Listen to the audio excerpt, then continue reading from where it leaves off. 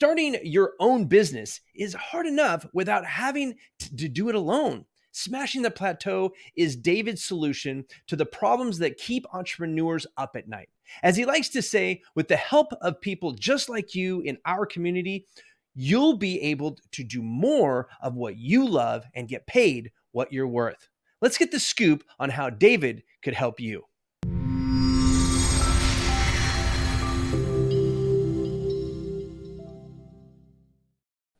Welcome to the show, David. Thanks so much for having me, Buzz. Yes, I think it's like our second time that you've been on one of my shows here. So welcome back. I'm really excited about talking to you. You and I serve a lot of the same audience, but in different stages of the experience.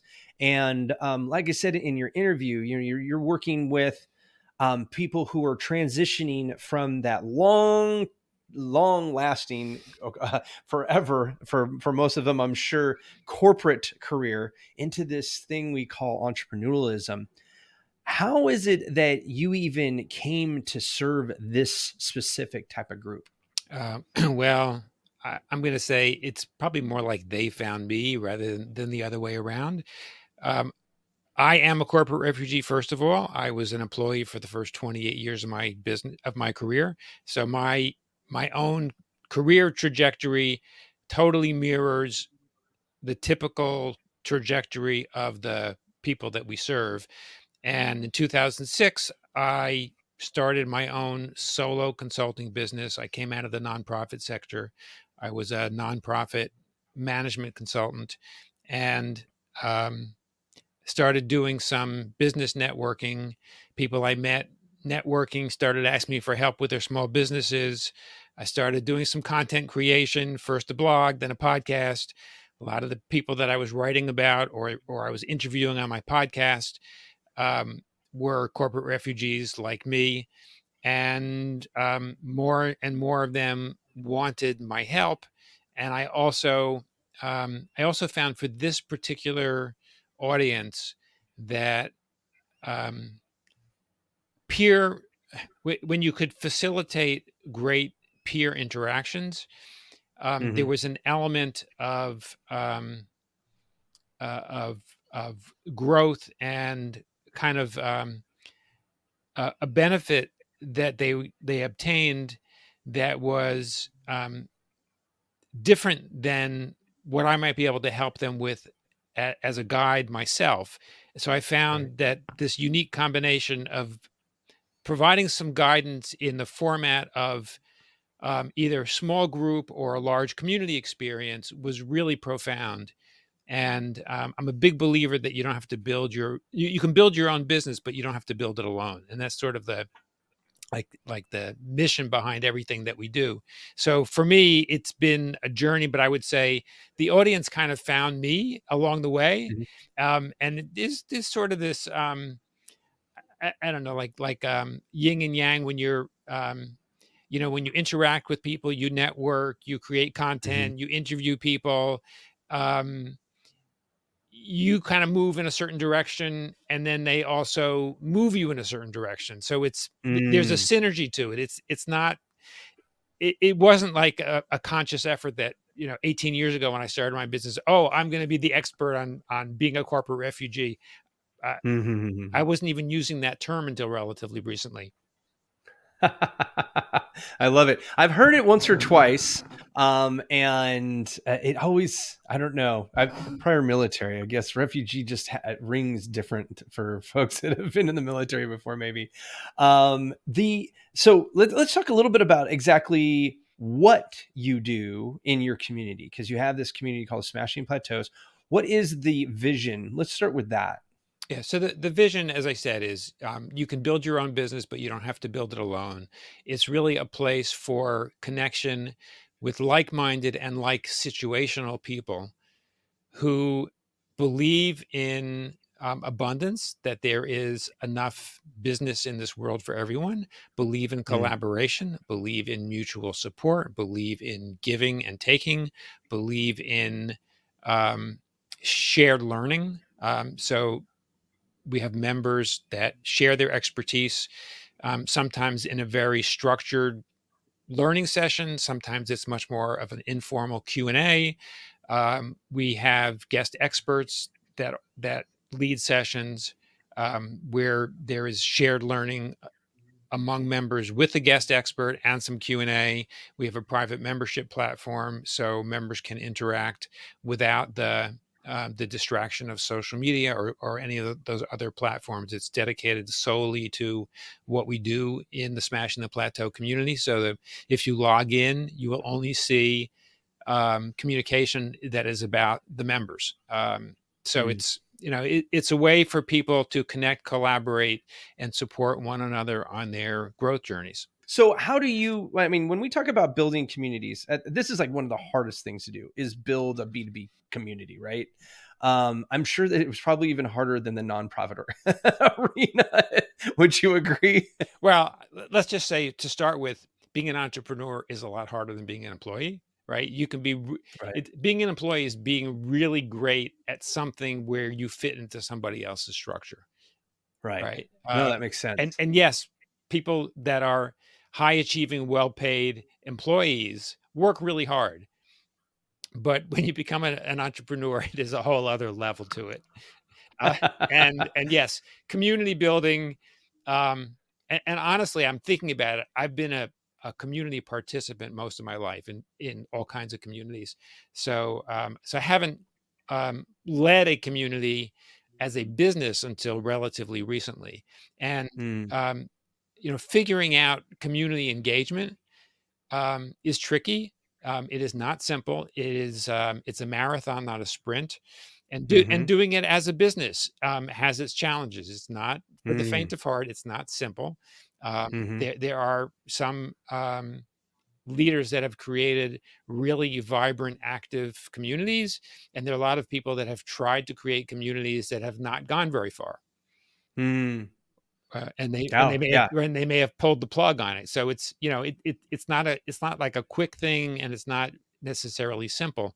But Mhm, one I ask a lot of people, like, what do they define as community? mm, And one common definition is a feeling of belonging, right? So how do mm. you create something? How do you create a feeling of belonging in other people? It's Right? right. It's not simple. No, no, I would say that that's probably right now with all the distractions that are in front of us every day. I was reading a quip today that said that claimed that the average human sees 800,000 pieces of media a day. That's all. Right? That's over a quarter, three quarters of a million pieces of media. Now, I don't know if that's like if they're counting every frame of video as a piece of media. I don't know, because it says It's like media email image. messages. There's that too. I'm trying to think. I'm like, I don't think I see 800,000 images a day. So maybe I'm special or something. But if you count video, I can see that. But with that though, you're inundated. Your brain has like attention fatigue, right? And so when you talk about community's engagement, and that adds to that attention fatigue. So as the ringleader of a community, you're battling with every other thing that's out there. But for you, you're tapping into people's passion to create impact. Is that come with a lot of responsibility to you, or is it something that comes natural? There's definitely a lot of responsibility for it. Hopefully, some of what I bring to the table comes naturally. Otherwise, it probably wouldn't work, um, right? Because yes, there are things we need to learn how to do, but Mm-hmm. the things that are probably the things that are easiest for us to learn how to do and to deploy are what we have some natural inclination to be able to do successfully. I think that totally. I can definitely see that. So, what is it that if somebody came into your community, why are they coming into your community to in the first place, and what should they expect by from being in the community? So they might come in the first place because somebody invited them to visit a session. And why would they have invited them to visit a session? Because they have a feeling that they might um, be a good fit and or get something out of connecting with the people they would meet in a live session. It's like, what, And so what kind of why would you go to an event, right. an in-person event? Somebody often either somebody invites you or you see the topic of the event and you go, oh, I think that would be a beneficial use of my time. So in our case, it could be that they would be aware of either the topic for a specific event, or um, they might be aware of the topic and the purpose and the theme of the community, and like, oh, I think this might be useful for me. Let me check out what it is. And so what type of pain points would trigger that type of interest? Well, we talked about how hard some of the entrepreneurial things that we do are, So what and are some of the symptoms they're feeling, they're experiencing day to day that goes, man, I probably should go to one of these events. I'm working harder and harder and harder, and I'm not making any more money. Oh That's a common yeah. symptom. I've tried 10 different things to um, generate leads, and nothing Mm, has worked.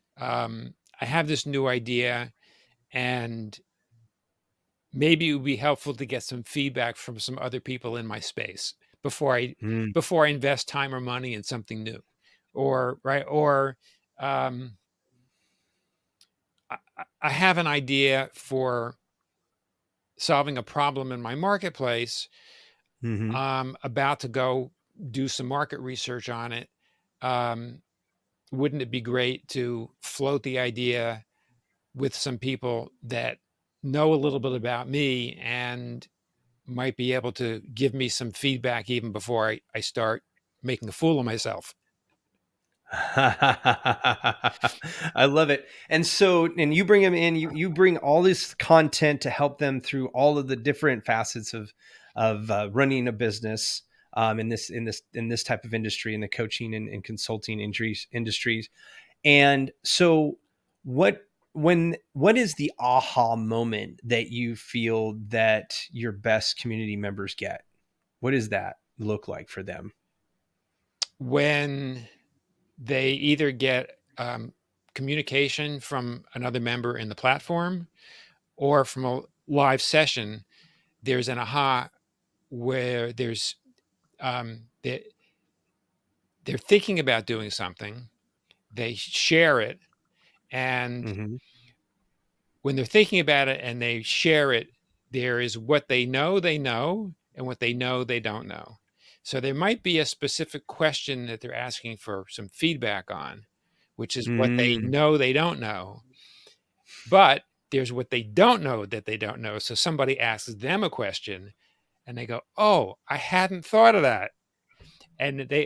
And that question causes them to make a small pivot that will avoid a costly mistake, mm, hiring the wrong person, or mm, investing money in a campaign or a platform, or some other mm, product, or it will make them realize that they're missing a key piece of their business model, or that they're way off on their pricing. Like, one of the things I've seen happen a lot, this is pretty common in the consulting and coaching world, is that you come out of corporate, and even if you were in a business development role, you're mm, selling somebody else's stuff.